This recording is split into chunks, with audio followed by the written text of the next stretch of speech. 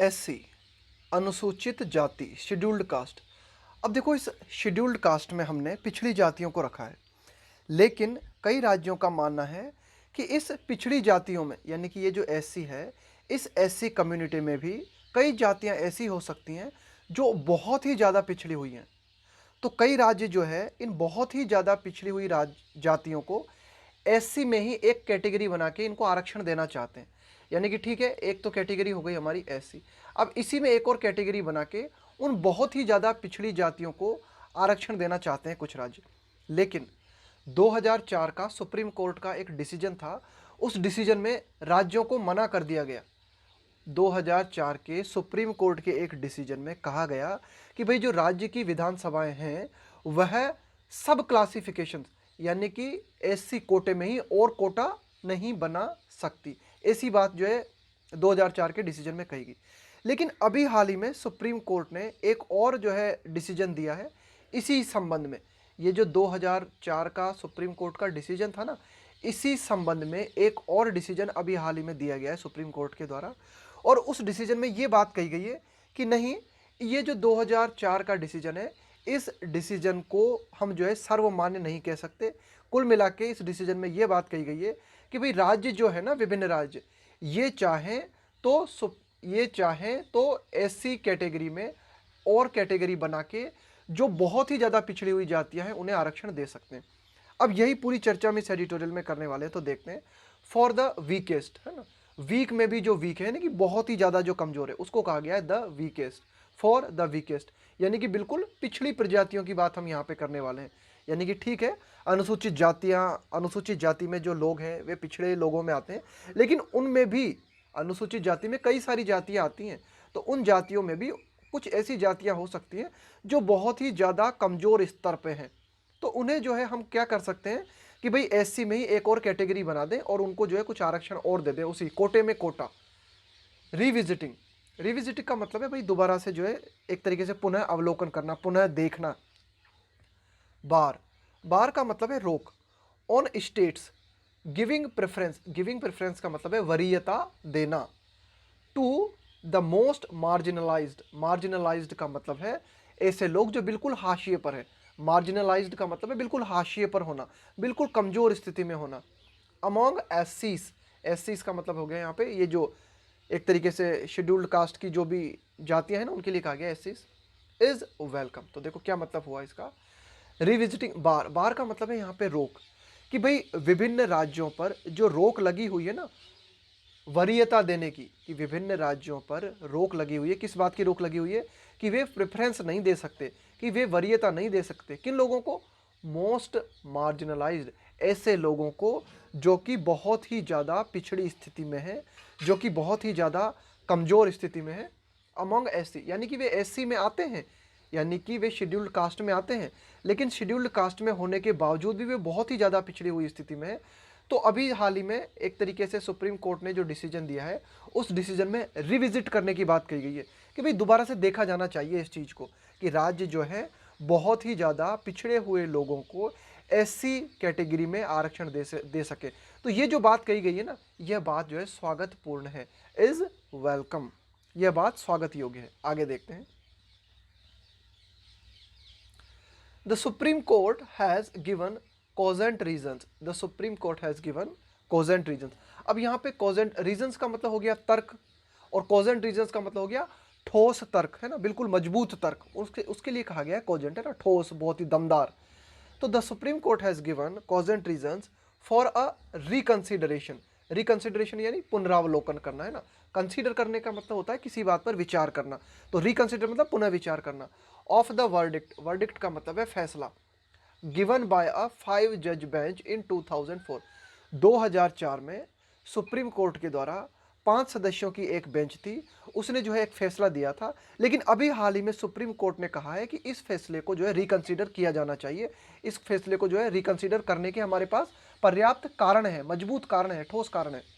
अब देखो 2004 में क्या फैसला दिया गया था, दैट स्टेट लेजिस्लेचर्स, कि भाई लेजिस्लेचर्स का मतलब है यहाँ पे विधानसभा, कि भाई जो राज्यों की विधानसभाएं हैं, हैव नो पावर, इनके पास किसी तरह की कोई ताकत नहीं है, टू क्रिएट यानी पैदा करना, सब क्लासिफिकेशन, सब क्लासिफिकेशन का मतलब है कि भाई एससी कम्युनिटी हमने बना रखी है, पहले ही कैटेगरी बना दी हमने कि भाई एससी, एसटी, ओबीसी, जनरल, पहले ही क्लासिफिकेशन कर दिया हमने। अब इस क्लासिफिकेशन में भी और ज़्यादा क्लासिफिकेशन करना, उसको बोलते हैं सब classification among the list of scheduled cast. तो इस 2004 के फैसले में कहा गया था कि भाई ये जो लिस्ट हमारे पास बनी हुई है ना शेड्यूल्ड कास्ट की, ठीक है, इस लिस्ट में और ज़्यादा क्लासिफिकेशन करने की ज़रूरत नहीं है। यानी कि राज्यों की विधानसभाएं इस शेड्यूल्ड कास्ट की लिस्ट में और ज़्यादा फेरबदल नहीं कर सकती, नोटिफाइड बाय द प्रेसिडेंट। अब ये जो शेड्यूल्ड कास्ट की लिस्ट है हमारे पास, ये लिस्ट जो है एक तरीके से इसको कौन जो है मंजूरी देता है, ये किसके द्वारा नोटिफाई की जाती है, इसे मंजूरी देता है प्रेसिडेंट। तो 2004 के फैसले में ये बात कही गई थी कि भाई प्रेसिडेंट के द्वारा शेड्यूल्ड कास्ट की जिस लिस्ट को मंजूर किया जाता है उस लिस्ट में राज्य किसी भी तरह का फेरबदल नहीं कर सकते। राज्य अपने मनमाने तरीके से सब क्लासिफिकेशंस शेड्यूल्ड कास्ट के भीतर नहीं कर सकते। लेकिन इसी फैसले को अभी हाल ही में सुप्रीम कोर्ट ने कहा है कि इसी फैसले को जो है रिकंसीडर किया जा सकता है। हमारे पास पर्याप्त कारण है, ठोस कारण है कि इस फैसले को पुनः देखा जाना चाहिए और शेड्यूल्ड कास्ट के जो लोग हैं उन लोगों को शेड्यूल्ड कास्ट में ही अन्य कैटेगरी बनाकर, यानी कि जो बहुत ही ज़्यादा पिछड़े हुए हैं ना, उन्हें और भी ज़्यादा आरक्षण दिया जाना चाहिए। ए 5 जज bench headed by justice Arun Mishra, यहाँ पे हेडेड बाय लिखा हुआ ना, इसका मतलब है कि भाई ये जो पीठ थी ना इसकी अध्यक्षता कौन कर रहे थे, ए 5 जज बेंच। तो अभी हाल ही में जो फैसला दिया गया है, जो बातें कही गई है, उसमें 5 जजेस जो है बैठे हुए थे, जिसकी अध्यक्षता जस्टिस अरुण मिश्रा कर रहे थे। हैज़ अफर्म्ड, तो इस 5 सदस्यीय पीठ ने, जिसकी अध्यक्षता अरुण मिश्रा कर रहे थे, इस बात की पुष्टि की है। अफर्म का मतलब होता है पुष्टि करना, है ना, किसी बात को जोरदार तरीके से कहना। अफर्म्ड द कॉम्पिटेंस, कॉम्पिटेंस का मतलब है क्षमता, आपकी सक्षमता। तो जस्टिस अरुण मिश्रा की बेंच ने अभी हाल ही में जो है इस 2004 के फैसले के संबंध में कहा है कि भाई has affirmed the competence of the states, कि भाई जो विभिन्न राज्य हैं वे इस बात के लिए सक्षम है to give preferential treatment, to the weakest, कि यदि टू द वीकेस्ट मतलब बहुत ही ज़्यादा पिछड़े हुए, कि भाई अगर विभिन्न राज्य चाहे तो वे वरीयता दे सकते हैं। प्रेफरेंशियल का मतलब है प्रेफरेंस देने का मतलब वरीयता देना। टू गिव प्रेफरेंशियल ट्रीटमेंट यानी बर्ताव करना, है ना।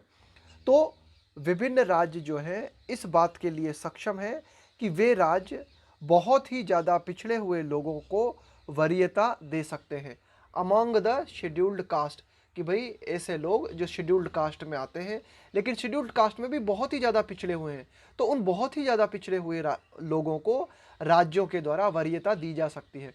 यानी कि विभिन्न राज्यों के द्वारा ये जो एक तरीके से एससी कैटेगरी है ना, इस एससी कैटेगरी में उन बहुत ही ज़्यादा पिछड़े हुए लोगों के लिए स्थान आरक्षित किया जा सकता है विदाउट डिप्राइविंग। डिप्राइव का मतलब क्या होता है? डिप्राइव का मतलब होता है किसी को वंचित करना, है ना, वंचित करना। Without depriving others caste of.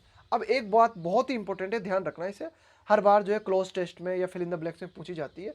Deprive के साथ ऑफ प्रीपोजिशन का प्रयोग करते हैं। देखो यहाँ पे डिप्राइव यहाँ लिखा हुआ है और ऑफ यहाँ आ गया। Depriving other caste of, deprive of का मतलब होता है वंचित करना।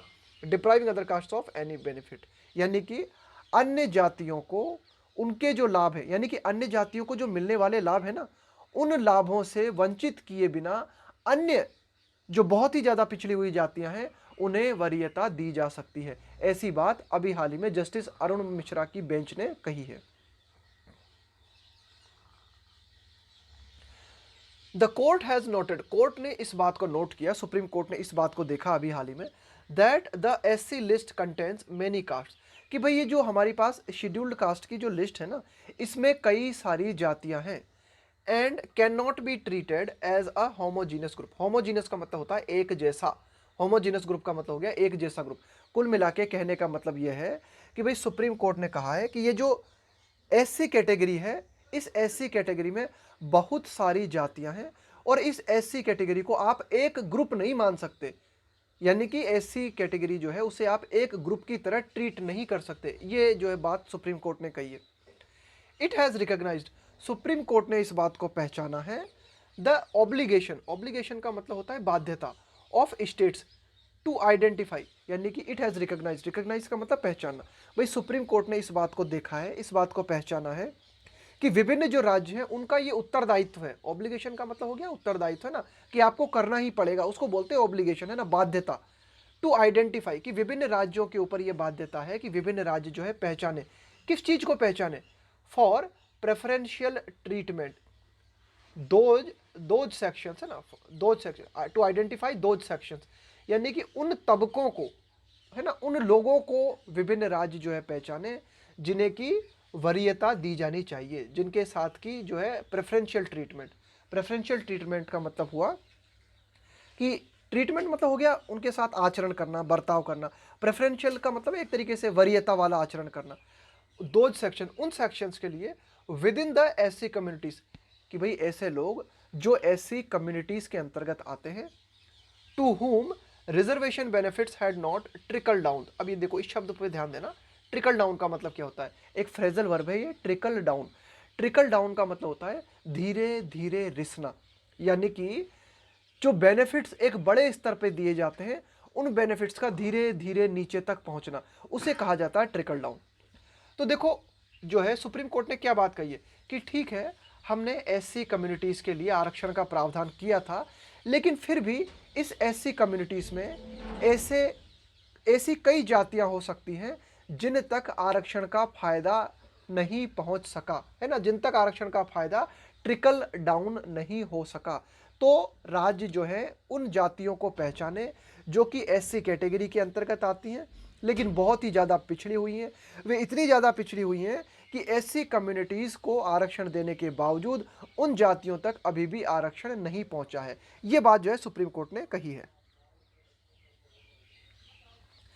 तो यही बात जो है इसमें कही गई है ना, एक बार और देख लो इस लाइन को। It has recognise, supreme court ने इस बात को पहचाना है कि विभिन्न जो राज्य हैं उनका ऑब्लिगेशन बनता है, उनकी इस बात को लेकर बाध्यता बनती है कि वे जो है पहचाने, क्या किन चीज़ को पहचाने विभिन्न राज्य, उन तबकों को पहचाने, उन सेक्शंस को पहचाने जिनको की वरीयता दी जानी चाहिए, है ना, जिनको प्राथमिकता दी जानी चाहिए।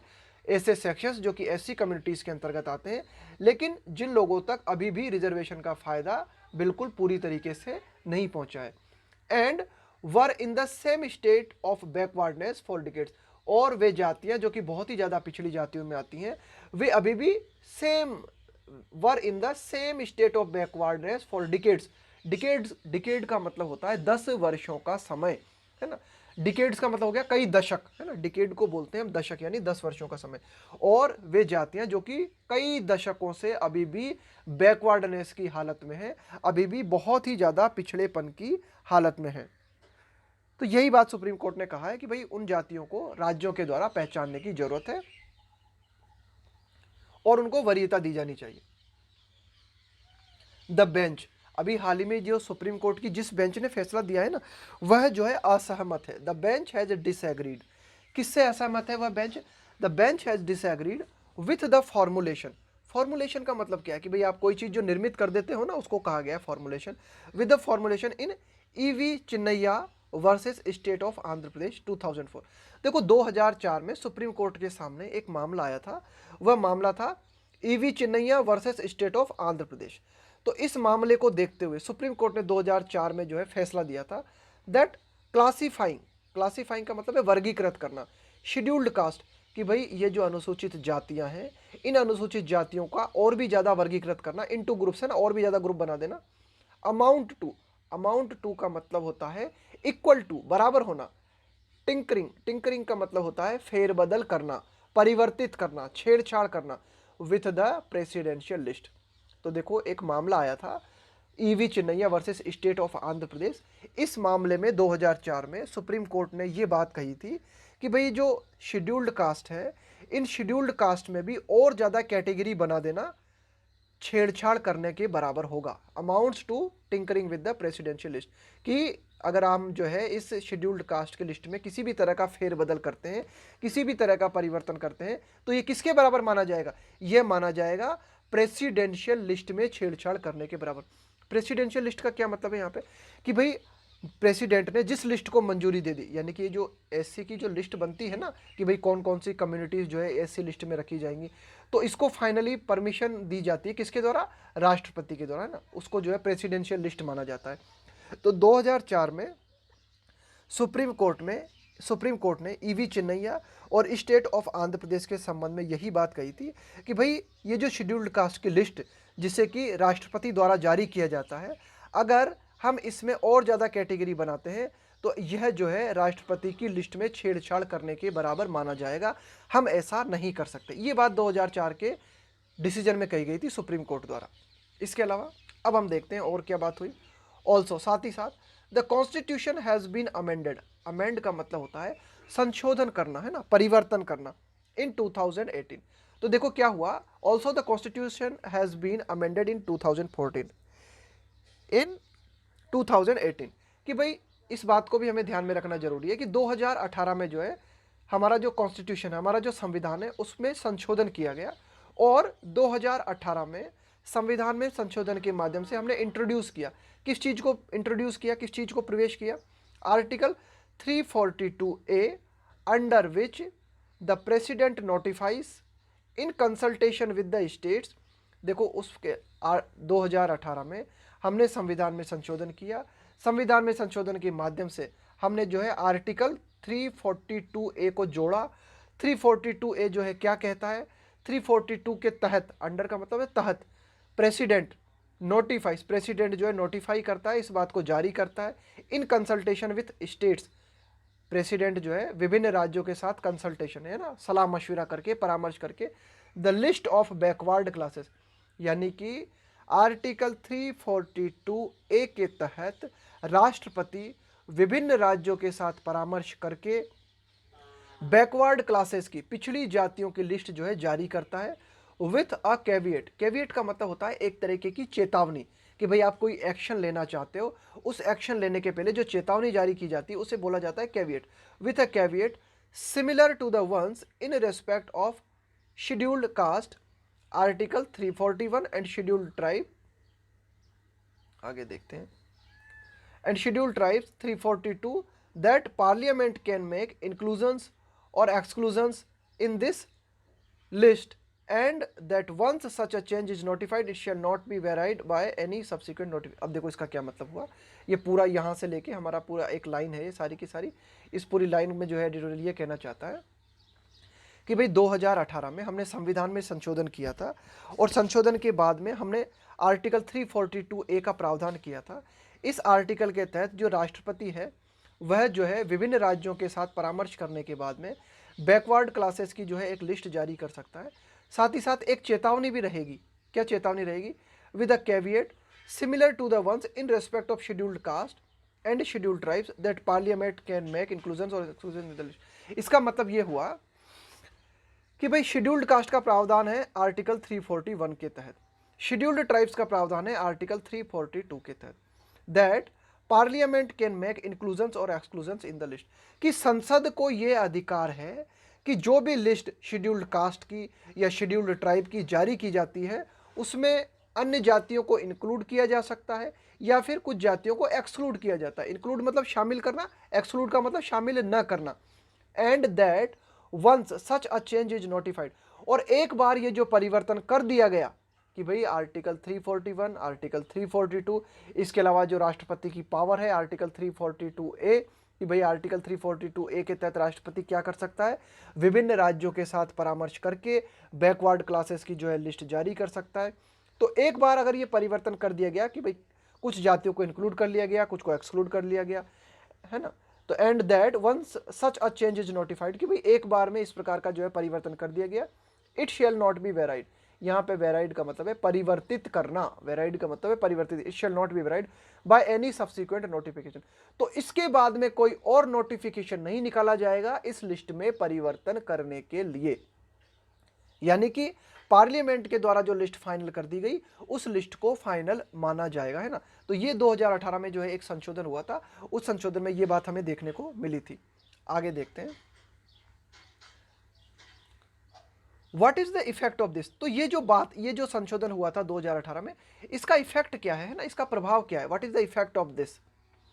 The court says it could mean, भाई वर्तमान में सुप्रीम कोर्ट का कहना है कि भाई इसका ये मतलब हो सकता है, it could mean that just as the backward class list can be divide into backward and more backward, the same could be done among एससीज टू। तो देखो क्या मतलब हुआ इसका, इसका ये मतलब हुआ कि भाई ये जो that it could mean that the जिस प्रकार से बैकवर्ड क्लासेस हैं इनको हम डिवाइड कर सकते हैं बैकवर्ड में और मोर बैकवर्ड में, इसी तरह से ये जो एससी है यानी कि एक तरीके से शेड्यूल्ड कास्ट है, इस शेड्यूल्ड कास्ट को भी बैकवर्ड और मोर बैकवर्ड में जो है क्लासीफाई किया जा सकता है। ये इसका मतलब हुआ। ये जो हमारा संविधान संशोधन हुआ था ना 2018 में, और इस संविधान संशोधन में जो बातें हमारे सामने आई थी है ना, तो ये मतलब जो है कोर्ट कहना चाहता है, वर्तमान में सुप्रीम कोर्ट ने जो डिसीजन दिया है उस डिसीजन के तहत सुप्रीम कोर्ट ये कहना चाहता है कि भाई हमने राष्ट्रपति को जो है राष्ट्रपति के हाथ में ताकत दी है कि भाई राष्ट्रपति क्या कर सकता है कि विभिन्न राज्यों के साथ परामर्श करके बैकवर्ड क्लासेस की लिस्ट बना सकता है। इसके बाद में पार्लियामेंट जो है देख सकती है उस लिस्ट को और जो है किसको शामिल करना है किसको शामिल नहीं करना है ये डिसाइड कर सकती है।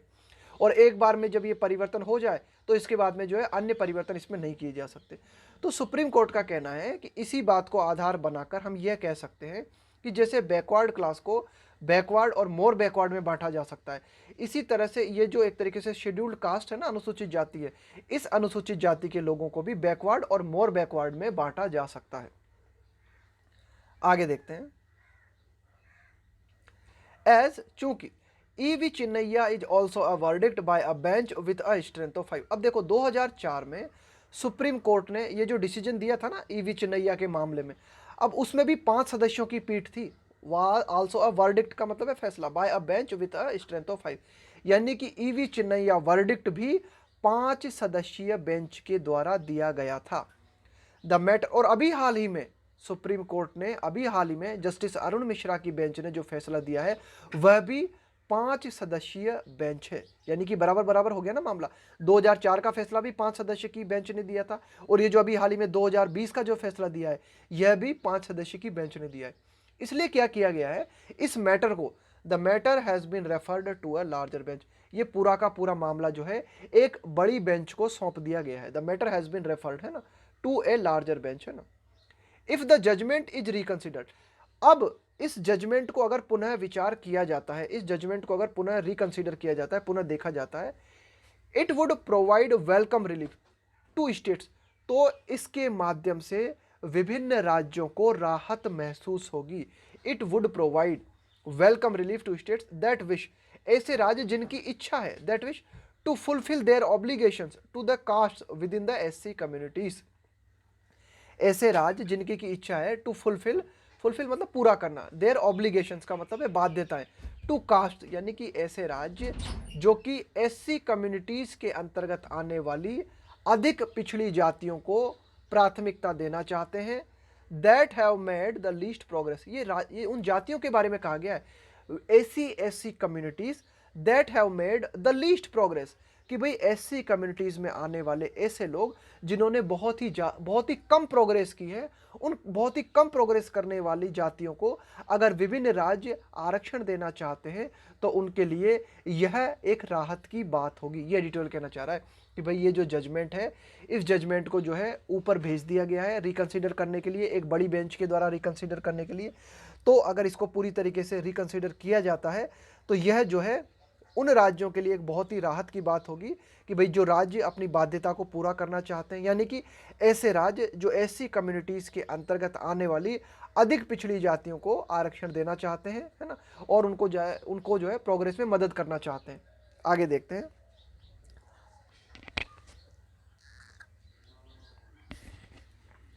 इन द प्रेजेंट केस, अगर वर्तमान के केस की अगर हम बात करें, ये जो भाई ये मामला क्यों उठा है ना, अभी हाल ही में क्या बात हुई थी। In the present case the affected state was Punjab, है ना, प्रभावित राज्य कौन सा था, वो था पंजाब, है ना। वर्तमान में ये जो मामला सामने आया ना, which wanted to give preference to Valmikis and Mazhabi Sikhs among seats reserved for SC candidates. देखो वर्तमान में ये जो केस, ये मामला क्यों उठा, वर्तमान में मामला इसलिए उठा कि पंजाब राज्य जो है प्रभावित राज्य हमें देखने को मिला। पंजाब क्या चाहता था, विच वांटेड टू गिव प्रेफरेंस, कि पंजाब जो है वरीयता देना चाहता था, प्राथमिकता देना चाहता था, किनको, वाल्मीकि लोगों को और मजहबी सिख लोगों को among seats reserved for SC candidates, कि वे सीट्स जो कि एससी कैंडिडेट्स के लिए आरक्षित हैं, उन आरक्षित सीटों में पंजाब जो है वाल्मीकि और मजहबी सिख लोगों के लिए सीट आरक्षित करना चाहता था, है ना। एससी कैंडिडेट्स के लिए जो सीट पहले से ही आरक्षित है ना, उन आरक्षित सीटों में वाल्मीकि एंड मजहबी सिख्स के लिए सीट आरक्षित करना चाहता था कौन? पंजाब राज्य। इसलिए पूरा का पूरा मुद्दा उठा। बट द मेजर का मतलब है उपाय, but the measure was struck down का मतलब है हटा देना, समाप्त कर देना, बाय द हाई कोर्ट। लेकिन ये जो पंजाब करने वाला था ना, यानी कि वाल्मीकि और मजहबी सिख को एससी कैंडिडेट्स की सीट के बीच में ही आरक्षण जो देने का प्लान पंजाब राज्य बना रहा था ना, तो इस उपाय को, है ना, ये जो पंजाब का प्लान था, इस उपाय को जो है हटा दिया गया। किसके द्वारा? हाई कोर्ट ने जो है इस उपाय को जो है समाप्त कर दिया गया। But the measure was struck down by high court. Citing का मतलब होता है हवाला देते हुए। ईवी चिन्नैया, है ना, ये जो ईवी चिन्नैया केस था ना, इस ईवी चिन्नैया केस का हवाला देते हुए पंजाब हाई कोर्ट ने पंजाब राज्य की ये जो मंशा थी, इसे जो है पूरी तरीके से समाप्त कर दिया और वाल्मीकि और मजहबी सिख्स को आरक्षण में आरक्षण देने से इनकार कर दिया। तमिलनाडु है जो ऑल्सो कार्व्ड आउट का मतलब होता है निर्मित करना, है ना। कार्व आउट का मतलब होता है निर्मित करना। 3% कंपार्टमेंट का मतलब यही हुआ, है ना, एक अलग ही डब्बा बना देना आपका, एक अलग ही आरक्षण का कोटा निर्धारित कर देना। For Arunthathiyars with in the 18% SC quota has also. अब देखो तमिलनाडु ने भी क्या कोशिश की है, तमिलनाडु ने क्या किया है, 3% अलग से आरक्षण निर्धारित किया है, कंपार्टमेंट है ना, अलग से आरक्षण निर्धारित किया है। किन लोगों के लिए? अरुंधतियार्स के लिए। यह एक तरीके से एक कम्युनिटी का नाम है, जैसे वाल्मीकि कम्युनिटी है, मजहबी सिख हैं, इसी तरह से ये अरुंधतियार्स हैं। Within 80% of SC quota, यानी कि तमिलनाडु में एससी जो कम्युनिटी है, शेड्यूल्ड कास्ट को 18% आरक्षण है। उस 18% आरक्षण में 3% आरक्षण जो है तमिलनाडु ने देने की कोशिश की है। किन्हें? अरुंधतियार्स को। Such affirmative action programmes will be protected. तो ये जो इस तरह की बातें हैं ना, कि भाई जैसे हमने देखने को मिला पंजाब ने जो है वाल्मीकि और मजहबी लोगों को आरक्षण में आरक्षण दिया, इसी तरह से तमिलनाडु में हमें देखने को मिला कि तमिलनाडु में भी क्या किया तमिलनाडु ने, कि ये जो अरुंधतियार हैं इनको तमिलनाडु ने ये जो है आरक्षण में आरक्षण देने की कोशिश की। भाई 18% सीटें आरक्षण है ना शेड्यूल्ड कास्ट के लिए, उनमें से 3% आरक्षण देने की कोशिश की गई। किनको? इन्हीं लोगों को, अरुंधतियार्स को तमिलनाडु ने कोशिश की। तो ये जो इस प्रकार की विभिन्न राज्यों की कोशिशें हैं, इन कोशिशों का बचाव होगा। सच अफर्मेटिव का मतलब है सकारात्मक। सच अफर्मेटिव एक्शन प्रोग्राम्स, कि इस तरह के जो विभिन्न प्रोग्राम्स जो राज्य जो है लाने की कोशिश कर रहे हैं, इनकी रक्षा होगी, will be protected if a larger bench overturn का मतलब होता है पलट देना। इफ अ लार्जर बेंच, कि ठीक है 2004 का मामला था हमारे पास और अभी हाल ही में जस्टिस अरुण मिश्रा की जो बेंच है उसने 2020 में फैसला दिया। अब इस मामले को पुनः एक बड़ी बेंच के द्वारा देखा जाना है। तो एडिटोरियल यह कहना चाहता है कि इस तरह के जो फैसले हैं, जैसे कि तमिलनाडु ने लिया फैसला, पंजाब ने लिया फैसला, इन फैसलों को जो है सुरक्षा मिलेगी यदि जो बड़ी पीठ है, if a larger bench overturn का मतलब है पलट देना द चिन्नैया फॉर्मुलेशन, कि ये जो चिन्नैया फैसले में जो बात कही गई थी, इस फैसले को अगर बड़ी बेंच के द्वारा पलट दिया जाता है तो ऐसे विभिन्न राज्य जो कि बहुत ही ज़्यादा पिछड़े हुए लोगों को आरक्षण के भीतर आरक्षण देना चाहते हैं, उन्हें जो है सपोर्ट मिलेगा। आगे देखते हैं। हाउएवर, हालांकि द आउटकम में नॉट बी, हाउएवर हालांकि, द आउटकम का मतलब है नतीजा, में नॉट बी एन अनमिक्स्ड का मतलब क्या है? बिल्कुल प्योर। ब्लेसिंग का मतलब हो गया एक तरीके से आशीर्वाद, है ना, बहुत ही अच्छी शुभकामनाएं। फॉर दलित्स एट लार्ज का मतलब है इन जनरल अगर हम बात करें ना, एक बड़े पैमाने पर अगर हम बात करें तो दलित लोगों के लिए ये फैसला जो है ना, मतलब ऐसा नहीं कह सकते हम कि पूरा, भाई कुल मिला के जो ये जो एससी कम्युनिटी है हमारी, शेड्यूल्ड कास्ट है, इसमें सारे की सारे पिछड़े लोग ही आते हैं। तो ठीक है, अगर ये जो फैसला है बड़ी बेंच के पास चला गया है और फैसला जो है पक्ष में आता है, तो भी जो है टोटल जो है अगर हम कहें तो टोटली अगर जो है ना, तो सारे जो दलित है ना उनके ठीक है फ़ायदा पहुंचेगा, कुछ लोगों को जो है जो बहुत ही ज़्यादा पिछड़े हुए लोग हैं उन्हें फ़ायदा मिल जाएगा, लेकिन ओवरऑल दलित लोगों को फ़ायदा नहीं पहुंचेगा, है ना। ये डिटेल कहना चाह रहा है। हावेवर द आउटकम में, कि भाई ठीक है अगर बड़ी बेंच के पास ये मामला जाता है तो जो नतीजा आएगा वह पूरी तरीके से एकदम जो है पूरी तरीके से जो है मतलब आशीर्वाद भरा फैसला नहीं हो सकता, मे नॉट बी, है ना, इस बात की संभावना नहीं बनती। And unmixed blessings for Dalit at large. In general अगर हम बात करें, है ना, एक इन जनरल अगर हम बात करें, एट लार्ज का मतलब है यहाँ पे इन जनरल, एक बड़े पैमाने पर अगर हम बात करें तो ये सभी दलित को जो है इसके माध्यम से फायदा नहीं पहुंचेगा।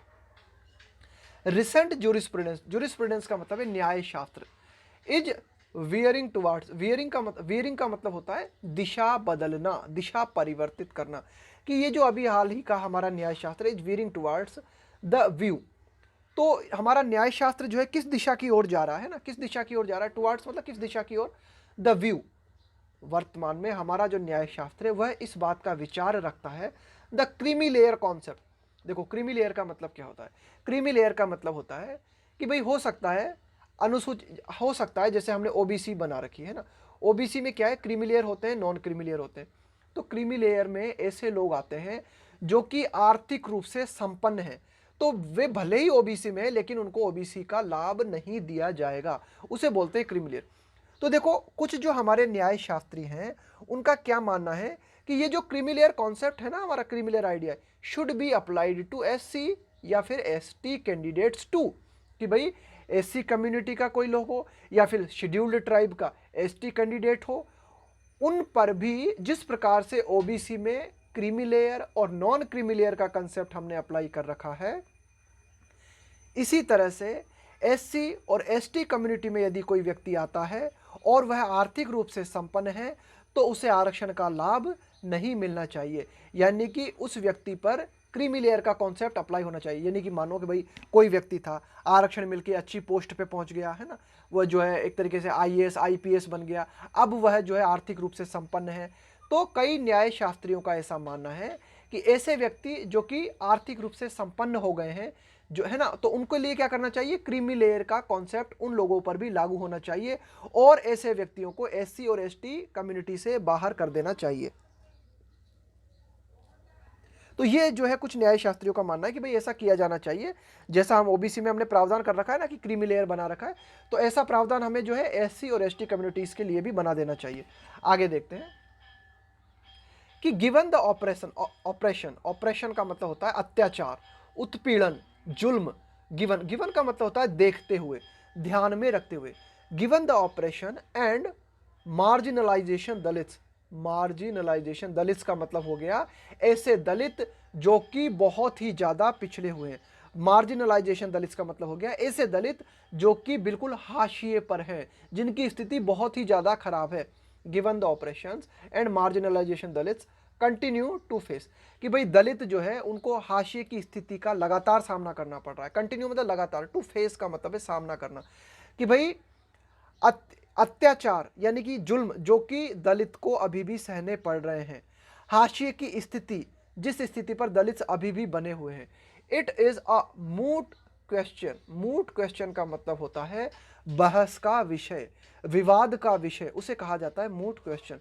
It is a moot question whether this is the appropriate time to begin excluding some of them on the ground. On the ground का मतलब है इस आधार पर, that they are better off, better off का मतलब है अच्छी स्थिति में होना, than the rest of the community. तो एडिटोरियल ये बात करना चाहता है कि भाई दलित जो है अभी भी उनको जो है हाशिए की स्थिति पे वे बने हुए हैं, अभी भी उनको जो है अत्याचार का सामना करना पड़ रहा है। तो ऐसे हालातों में यह विवाद का प्रश्न है कि क्या यह अप्रोप्रिएट टाइम है, क्या यह उपयुक्त समय है कि हम जो है एक्सक्लूड कर दें। एक्सक्लूड का करने का मतलब है छोड़ देना, सम ऑफ देम, कि भाई कुछ दलित को जो है हम छोड़ दें, है ना, कि सम कुछ दलित को हम एससी और एसटी कैटेगरी की लिस्ट से बाहर कर दें, इस आधार पर on the ground that they are better off, कि भाई उनकी स्थिति जो है अच्छी है, अब वे जो है आर्थिक रूप से संपन्न है, then the rest of the community, कि भाई कम्युनिटी यानी कि एससी और एसटी कम्युनिटी से जुड़े हुए अन्य जो लोग हैं, क्या हम उन अन्य लोगों से उन दलित को अलग कर सकते हैं जो कि बेहतर स्थिति में। ये एक विवाद का विषय, ये एडिटोरियल कहना चाह रहा है कि भाई ये जो है एक विवादास्पद प्रश्न है, ये एक बहस का विषय है।